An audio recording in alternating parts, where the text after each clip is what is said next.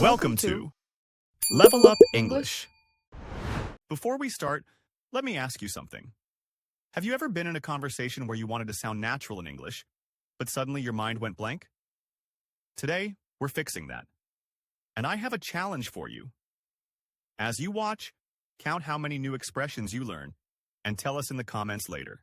Ready? And here's another one. When was the last time you heard an English phrase and thought, wait, what does that even mean? Stay with us, because today's expressions will help you avoid those confusing moments for good. Hi, I'm Nathan. And I'm Kaye. You're listening to Level Up English. Your space to talk, learn, and grow in English. Today we're diving into everyday expressions that English speakers use constantly but rarely explain. These are the phrases that make you sound natural, confident, and fluent in real conversations. Exactly. They're not academic, they're not formal. These are the phrases you hear at coffee shops, grocery stores, offices, meetups, anywhere people talk. And remember, as you're watching, comment which expression is your favorite and how you'd use it in a sentence. That's your task for today. Let's start with a classic. I'm just browsing. I used this last week when I walked into a bookstore. The staff asked if I needed help, and I said, I'm just browsing. I say this all the time, especially when I go into shops without any plan to buy. It's a polite way of saying, I'm looking around, but I'm not ready to decide. And it helps avoid pressure.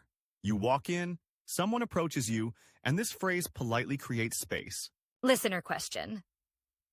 When was the last time you were just browsing? What store were you in? Comment it below. One of my favorites? It slipped my mind. Meaning, I forgot, but in a softer, more human way. And people relate to it.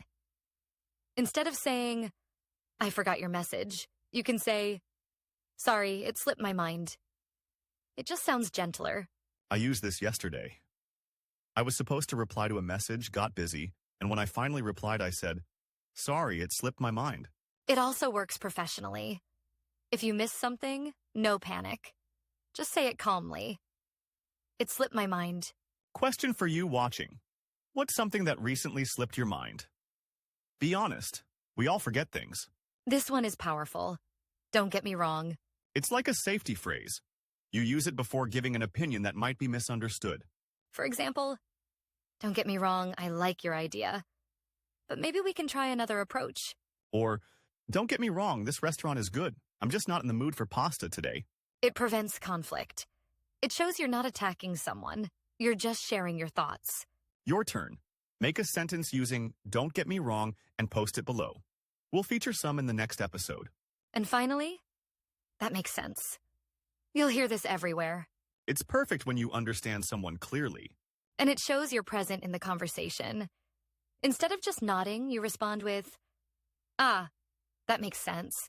Sometimes it even creates a small moment of connection, like, okay, we're on the same page. Challenge for you.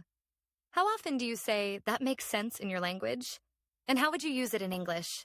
You know, Kay, what I love about these expressions is that they're so simple, but they instantly make you sound like you belong in the conversation. True.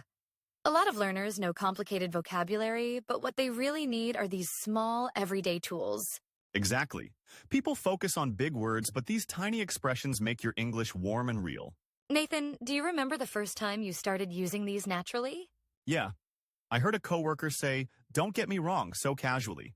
And I realized that's how native speakers soften opinions. After that, I started hearing it everywhere. Same with, it slipped my mind.